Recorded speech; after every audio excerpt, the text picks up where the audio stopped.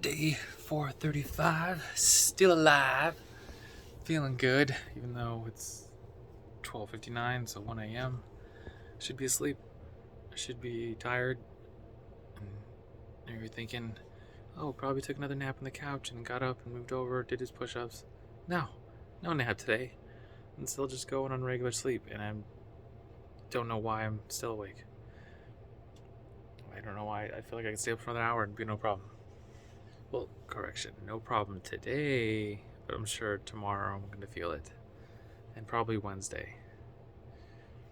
Because sleep works in those 24-hour, 48-hour cycle kind of things, so sleep I get tonight will necessarily be for tomorrow, be for the next day.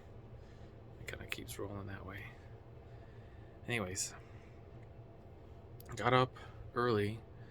I think I went to bed right after 12:30. I remember seeing 12:30 and I was like, okay, go to bed, and just turn the phone off, put the tablet away, turn the lights off, had the fan going for a little bit cooler air and white noise. And then I got up around 5:30, checked the watch, I was like, what time is it? Because the sun's coming up earlier now, so it feels earlier than it is. I was like, wow, I feel actually kind of awake. But when it's 5:30, I could still sleep a solid hour. So I slept for another 20-30 minutes, got up, looked at the watch, 6 o'clock, 6:15. So I was like, man, I feel like I could get up right now and take on the day. But I was like, no, get some sleep. You need to sleep. You know it's going to be shorter the next couple days, so sleep what you can right now. So I slept, got up, then got up before the alarm, and walked the pup real quick. It was really nice and quiet. Came back, did the first set of push-ups. Well, no, I did the first set of push-ups before I left. Then came back to the second set before work. Then I did another, I don't know, say like planche push-ups. I don't know if that's the right one. So instead of going the hands out here, you kind of turn them, and it's a little bit more of a, I guess it's more of like a tricep. No, which one is it? Pushing off. I think it's more tricep shoulder. To go here. I think it was definitely different, but did 10 of those just to try to switch it up. And I think I need to just do that too, like maybe 25 or 30, and then do another 5 or 10 really wide, or what do they call it, like Superman push-ups, so like way out over your head, to do like a chest push-up. So you do like the diamond-ish right in front of the chest, and then push off in the center. Do things like that to kind of mix it up. And then after the push-up, got to work. I thought I was gonna get to work early. I still had to run to the store to get food. I grabbed a sandwich. I grabbed veggies. I grabbed some banana muffins. I was looking for blueberry muffins, but they didn't have any, so I just grabbed banana nut muffins. Did I get anything else? I don't know if I got anything else. I think that was it. Oh, some cauliflower cilantro jalapeno dip for the veggies. Then got to work, still a little bit late, and the computer had restarted, so I wasn't able to clock in right away, so it just looked later than it was. And then person called in sick again, so we were short-handed. I was sitting there, just a hand on my face, and the manager comes over like, so, and I was like, just kind of like, okay, go ahead, let's hear it. And he was like, David, are you okay? And I said, yeah, I'm fine. I know what news you're gonna say, and so I'm ready for it already. Just, same thing, different day. And I felt bad. I was trying to have a better attitude, and the manager just lost their pet, and they told us a little bit of the story of what had happened. Oh, it was tough, and I think even relating to, my dog and the pup cam. She's trying to go to bed, trying to turn away from the lights. I'm trying to keep this shorter today, but it just made me think of, the pup situation that I have, and unfortunately, sometime in the future, it's going to be her time. So I need to value as much time as I have with her, and appreciate the walks and the play times, and the time she's silly, and the time she just wants to lay down and be next to me, and all those little learning opportunities I get to have with her. But yeah, I just tried to focus more on that, and I'm sure she was having a difficult time being there at work, but maybe at home it was just more time to think about it. So I don't know, every person's a little different, whether they need to be home or be alone and deal with it, or be active and do something else so they don't dwell on it. But they got a little emotional. I totally understand the situation. It was not easy for them by any means. And then try to say, we're here for you. That is a really tough situation. So, take what time you need. Try to say that, like, how do you say that as an employee to your manager? Take what time you need. But, that they have tasks they got to do and kind of look after you and make sure work's going in well and getting processed correctly, kind of thing. But I guess just made us think about other things, right? So, made us think about the important things and the important moments. So that was, in a weird way, an interesting moment to have. And then just a regular day with lunch, chatted a bit, talked about some movies at lunch, and my buddy was talking about movies and saying, what's better, the Lord of the Rings trilogy or the Harry Potter series? What's better, Jurassic Park or Star Wars? I think I might be mixing up the groups, but he asked a bunch of questions like that, so we were chatting about them, which was kind of fun. Made an interesting conversation. Then after work, what happened? I needed to go get gas, and one of the freeways shut down, so the road in front of the complex was backed up. So after I got gas, drove back, I was like, why is there such a huge line from the freeway? And I called a friend, and they said, oh yeah, didn't you hear it? The freeway shut down. I was like, yeah, I heard. I didn't know why though. And they said, over the weekend, one of the pipes burst. There was flooding, and it sounds like it's right in the area you're at. So there's probably gonna be a lot of traffic for the next few days or to a week. I said, great. So gotta leave to work a little bit early because there's gonna be extra traffic. Then we were chatting while walking the pup. Pup had a nice time. She got to get in a long walk and then sit down in the grass a little bit and hang out. But she got a little paranoid in the beginning because she kept hearing so many cars, and I think there's another dog barking. But she calmed down pretty quick. She was fine. Tried to keep her moving, keep her attention looking forward on me, and keep walking. Then came back.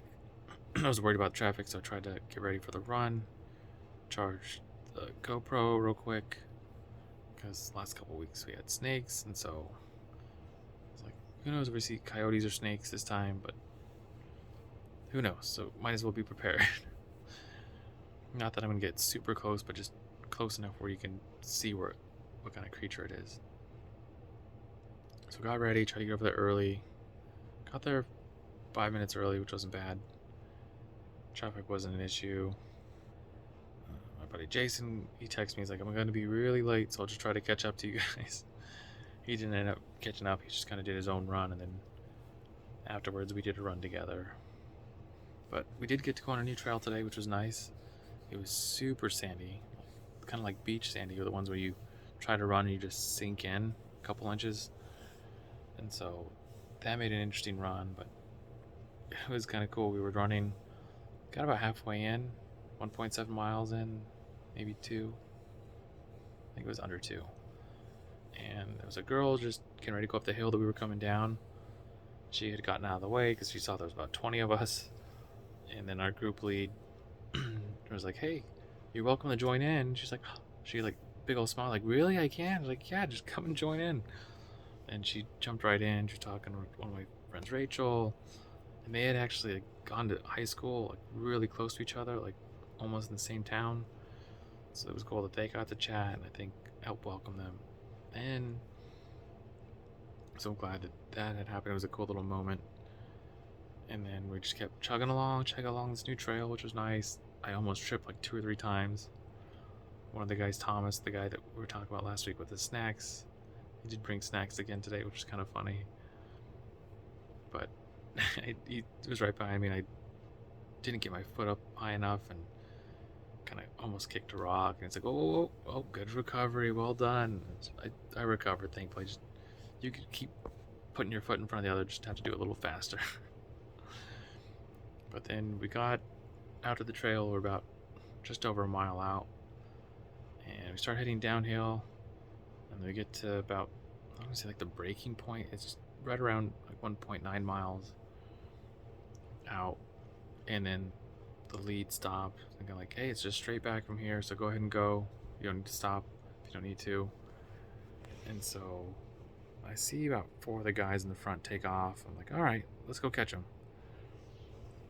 And it takes about 2 minutes to kind of catch up to them, and then once I catch up to them, I'm like, okay, got up to him, so I'm just gonna keep going. And then one of the guys I had met last week, Zach, had turned around and looked at me. He's like, oh man. And so he hit a gear past the first guy. Me and him are going for about 15-20 meters, and then he just kind of fell off real quick. And I was just like, I kept going. I was like, man, I'm feeling good. Like my eyes for some reason got a little bit blurry. I don't know if it was a little bit of the breeze or whatnot, but vision was a little bit blurry, which I was a little bit worried about. So I tried to be very careful on my steps, because it was not a entirely well paved, drawn out, I'm just gonna say course, but trail. There was definitely some rocks and uneven footing. Thankfully I didn't fall this time, or next time. Thankfully I didn't fall like I did before in the trail, is what I was trying to say. And so I got back, and I feel the watch trigger the mile. I was like, oh, let's take a look and see what it's at. I think it was like a 5:17, 5:13 mile. But again, it's a little bit downhill. It was definitely downhill. So just trying to lean forward, get your legs in front, and just keep rolling. And it was just going, and it felt good. And then finished, and we actually caught up to one of the other groups, the fast group, who was just a little bit in front of us. And then talked to Shirtless Joe a little bit, and we chatted, and he's like, hey, were you in our group? I was like, no, I was just in the other group. We just took off downhill, started catching people. And he just made a little track comment. He's like, yeah, you're definitely the track guy for Wednesday. And like, they didn't know you were the track guy. So we kind of laughed. It was good to see him and chat for a sec. And then the other guys had rolled in a second later, and just like, man, you took off. And I was like, yeah, I saw you guys head out. I figured I'd run with you guys and see what the pace is all about. So that was kind of fun. And then that's when Jason had showed up. So he's like, yeah, you want to do another mile with me? Like, yeah, let's go. Hit the trail real quick before it gets too dark. So we did that. Came back, did our strides. Again, we're trying to do our strides to get faster. Because eventually you gotta get those faster gears in your legs to run faster. You can't. I heard this comment yesterday. It said, slow runs train runners to run slow. And so, yeah, you do need recovery runs, slow runs, but at some point you have to get your legs to go fast if you ever want them to go fast. Or else they almost lock in that gear, and you have one pace for every race. And so you want to be able to have gears going from a mile to 5K to 8K, 10K, so to speak, 30K. And of course, like the higher you go, the slower you're going to be, because it's a longer distance. So yeah, I did that, and then went to the grocery store, grabbed a couple things. I grabbed some chicken and some lettuce, tomatoes and green salsa for tacos tomorrow. And then when I was in line, there was someone behind me, and he's like, do you guys accept Google Pay? And he's like, no, we don't. And he tried to help him out. The grocery store fries associate tried to help him out.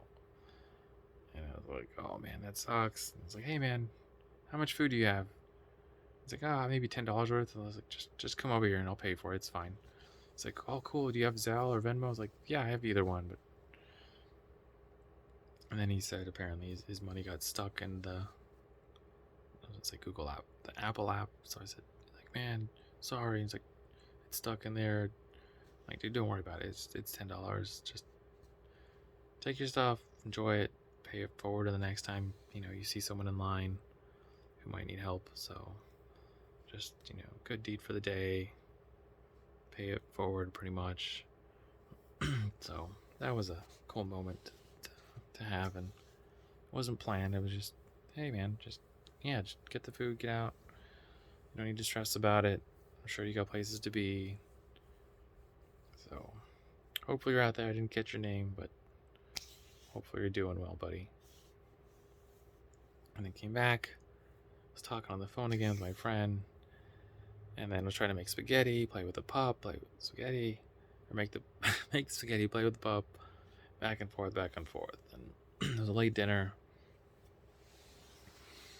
and late night with the pup, but tried to wear her out so that she could go to bed. And then came in, did the push-ups. I'm at 150.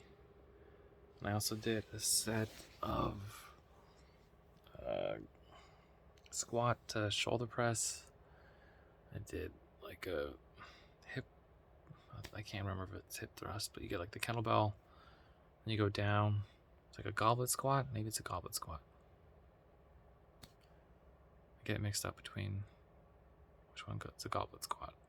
Maybe a goblet squat is just when you hold the goblet here, the kettlebell. So maybe it's more of a hip thrust. You go down like a squat and you just kind of rotate your hips forward to sling the weight up.